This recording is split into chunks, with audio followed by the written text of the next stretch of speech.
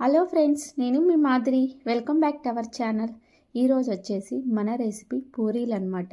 చాలా సాఫ్ట్గా మెత్తగా ఎలా వస్తాయో మీకైతే చూపిస్తాను. పూరీలు చేయడం రాని వాళ్ళు కూడా చేయొచ్చు అనమాట. చాలా మంచిగా వస్తాయి పూరీలు అయితేను. ఫస్ట్ మనం ఈ పూరీలు చేయడానికి వచ్చేసి గోధుమ పిండి తీసుకొని అందులో ఒక 2-3 స్పూన్ల బొంబాయి రవ్వ, ఒక స్పూన్ శనగపిండిని యాడ్ చేసుకొని కొంచెం వాము కూడా యాడ్ చేసుకొని సాల్ట్ వేసి కలిపేసి ఇలా పక్కన పెట్టుకోవాలి. మరీ గట్టిగా కాకుండా మెత్తగా అయితే కలుపుకొని పక్కన పెట్టుకోవాలి. ఇప్పుడు వచ్చేసి పూరీలోకి కర్రీ ప్రిపేర్ చేద్దాం. ఫస్ట్ కర్రీ సరిపడా ఆయిల్ యాడ్ చేసుకొని ఆవాలు, జీలకర్ర, పచ్చిమిర్చి, ఒక 2 ఎండుమిర్చి వీటన్నిటిని అయితే యాడ్ చేసుకొని కొంచెం అయితే మనం గోల్డెన్ కలర్ వచ్చే వరకు ఫ్రై చేసుకోవాలి. అలాగే ఒక ఆలును కూడా చిన్న ముక్కలుగా కట్ చేసుకొని యాడ్ చేసుకొని చక్కగా మనకు ఫ్రై అయిపోయిన తర్వాత నెక్స్ట్ ఆనియన్ అయితే యాడ్ చేసుకుందాం. మీడియం సైజ్ కానీ పెద్ద సైజు కానీ ఒక 2, మీడియం సైజ్ అయితే 3 తీసుకుంటే సరిపోతుంది.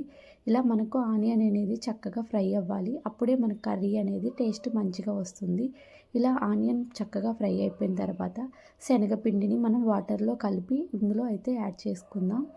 కారం అవసరం లేదు, మనం పచ్చిమిర్చి, ఎండుమిర్చి యాడ్ చేసాం కాబట్టి కారం అయితే ఆప్షనల్ అండి. కావాలి అనుకుంటే కొంచెం యాడ్ చేసుకోవచ్చు. ఇప్పుడు మొత్తాన్ని ఒకసారి కలిపేసి మనమైతే మూత పెట్టేసుకుందాం. మనకు కన్సిస్టెన్సీ అనేది ఇలా వస్తే పర్ఫెక్ట్గా రెడీ అయిపోయినట్లు అనమాట. ఇప్పుడు మనం స్టవ్ ఆఫ్ చేస్తే సరిపోతుంది. మనకు కర్రీ ఇలా ఉంటే పూరీలోకి తినడానికి బాగుంటుంది. ఈ స్టేజ్లో మనం స్టవ్ ఆఫ్ చేసుకుంటే సరిపోతుంది. ఎందుకంటే మనకి ఇది వేడివేడిగా ఉన్నప్పుడే కర్రీ అనేది బాగుంటుంది. టేస్ట్ కూడా చాలా బాగుంటుంది. తినే కొద్దీ తినాలనిపిస్తుంది. సో నెక్స్ట్ వచ్చేసి మనం పూరీ ప్రాసెస్ని అయితే చేసేసుకుందాం. మనం ఒక 15 మినిట్స్ ముందే పిండిని కలిపి పెట్టుకుంటే మనకు పూరీ అనేది మంచిగా సాఫ్ట్గా వస్తుంది. ఇందులో బొంబాయి రవ్వ, కొంచెం శనగపిండి వేయడం వల్ల టేస్ట్ కూడా చాలా బాగుంటుందండి. సో మీకు పిండి కలిపేటప్పుడు చూపిద్దాం అనుకున్నాను, బట్ నేను మర్చిపోయానమాట. సో చూసారు కదా, ఇట్లా మనమైతే చిన్న ఉండలుగా చేసుకొని పక్కన పెట్టుకొని ఇలా మన పూరీ ప్రెస్లో కానీ లేదు అంటే నార్మల్గా మనం ఆయిల్లో డిప్ చేసుకుంటూ కూడా రుద్దుకొని యాడ్ చేసుకోవచ్చండి ఆయిల్లో. లేదు అంటే నార్మల్గా పొడి పిండితోటి కూడా మనం పూరీలాగా చేసుకొని ఆయిల్లో యాడ్ చేసుకోవచ్చు. మనకు పూరీ అనేది ఇలా చక్కగా పొంగుతుందండి. వేసిన వెంటనే చక్కగా పొంగుతుంది. చూసారు కదా, ఫైనల్గా మన పూరీలు అయితే రెడీ అయిపోయాయి. ఈ పూరీలు వచ్చేసి చాలా సాఫ్ట్గా ఉంటాయండి. మెత్తగా తినాలనిపిస్తుంది.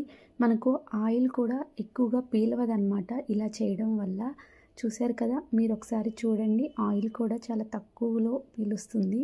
సో మనకు డీప్ ఫ్రై ఐటెం అంటే ఎంతో కొంత ఆయిల్ లేకుండా అయితే ఉండదు. కాకపోతే అందులో కొంచెం తక్కువగా అయితే వస్తుంది. చూసారు కదా ఎంత మంచిగా పొంగి ఎంత మంచిగా వచ్చాయి పూరీలు అయితే. ఇంకెందుకు లేట్ అండి, మీరు కూడా ఒకసారి ఈ ప్రాసెస్లో ట్రై చేయండి. అలాగే మీకు ఎలా వచ్చిందో నాకైతే కామెంట్ చేయండి.